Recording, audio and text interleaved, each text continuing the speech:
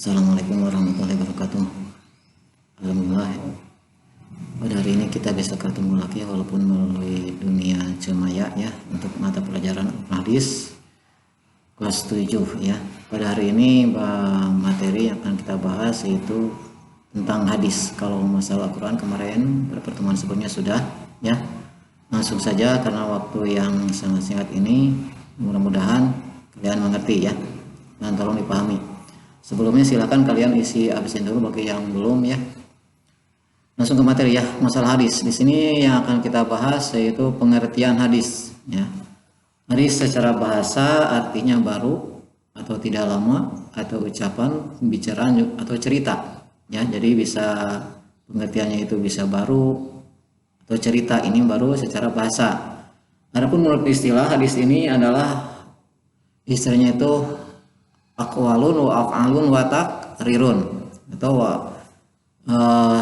segala suatu ucapan, perbuatan atau penetapan daripada Rasulullah Shallallahu Alaihi Wasallam ya.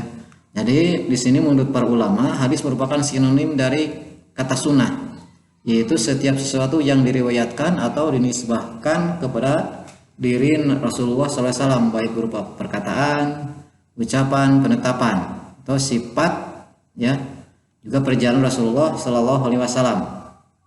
Selanjutnya tadi bahwa hadis itu merupakan perkataan Rasulullah. Nah, perkataan yang dimaksud dengan atau yang dimaksud dengan perkataan di sini adalah segala perkataan yang pernah diucapkan oleh Nabi Muhammad SAW, itu dalam berbagai bidang, seperti bidang syariah ya, akhlak, akidah, pendidikan dan sebagainya.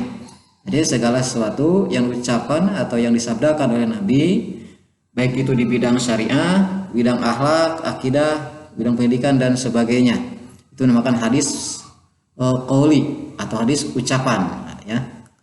Yang kedua, hadis yang merupakan perbuatan.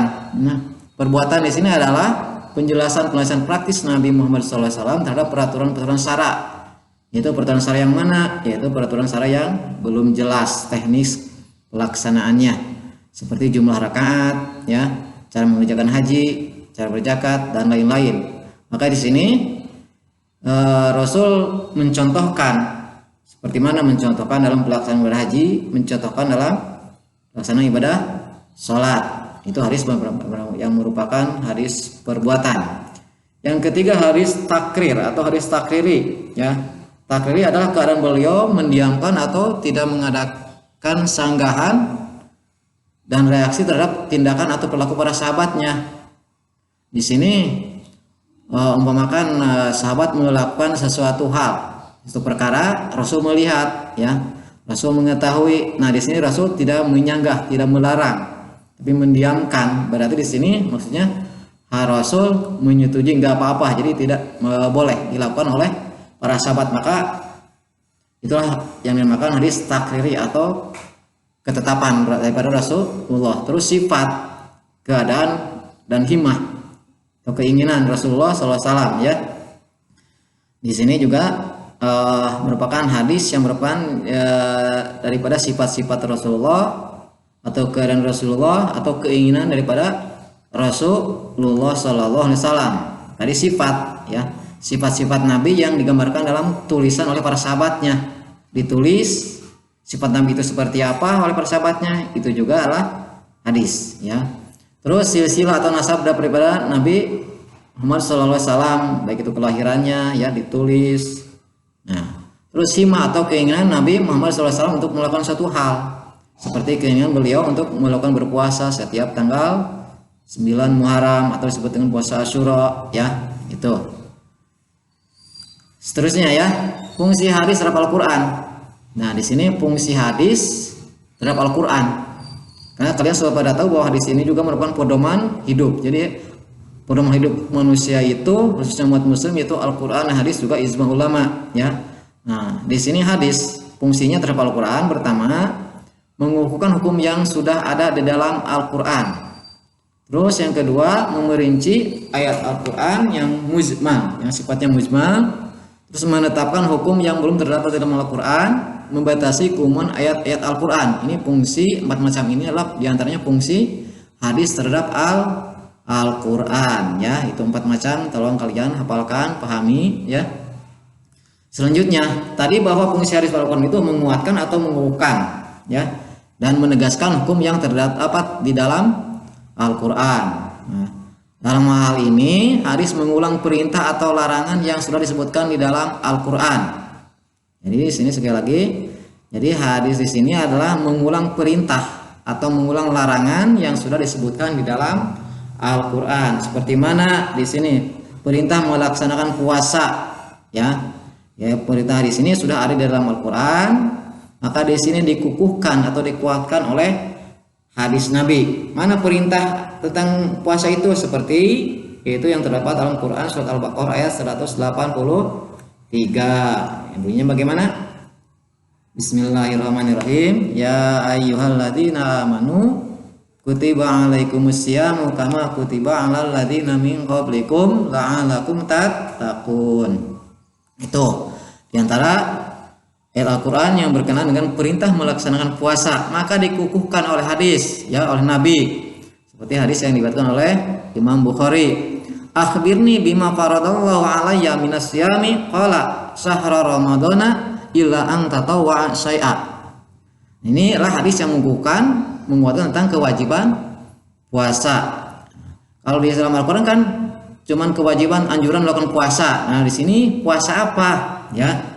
Maka di sini adalah ditegaskan, dikukuhkan, yaitu puasa bulan Ramadan. Jadi kabarkan kepada saya apa yang diwajibkan bagi saya untuk puasa.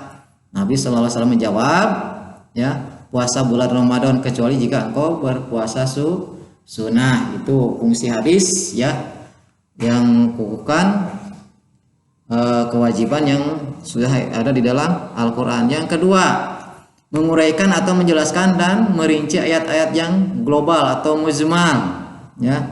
Jadi sini adalah menguraikan, menjelaskan ya.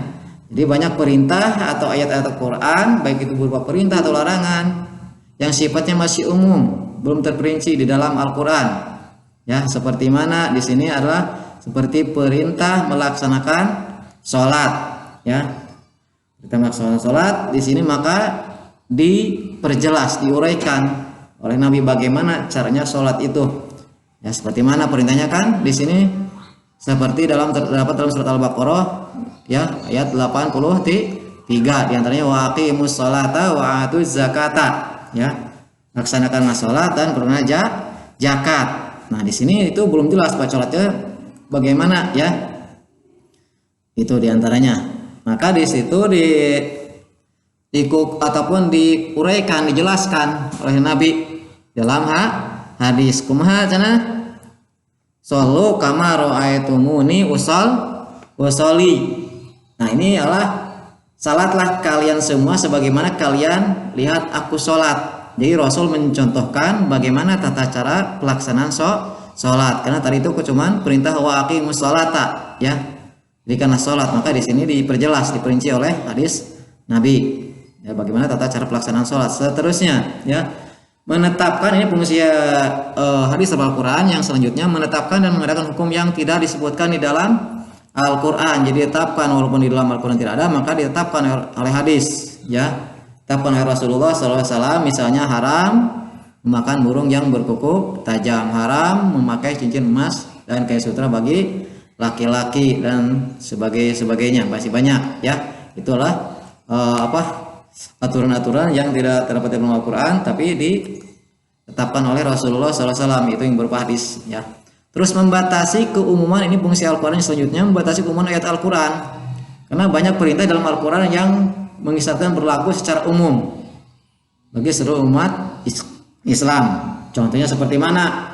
Perintah untuk melaksanakan ibadah sholat Jumat ya, seperti itu perintahnya yang terdapat dalam Quran surat Al-Jumu'ah ayat 9 ya, yang bunyinya bagaimana ya, Bismillahirrahmanirrahim. Ya ayyuhalladzina amanu idza nudiya lis-sholati min yaumil jumu'ati fas'au ila dzikrillahi wa darul bai'a. Itu diantaranya adalah orang-orang yang beriman, laksanakanlah ya sholat, singkatnya begitu ya.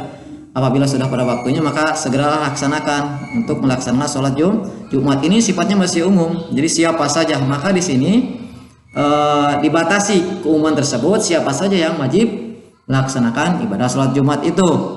Maka di sini dibatasi oleh hadis Nabi, yaitu al-jumu'atu haqqun wajibun ala kulli muslimin fi jama'atin ila arba'atun.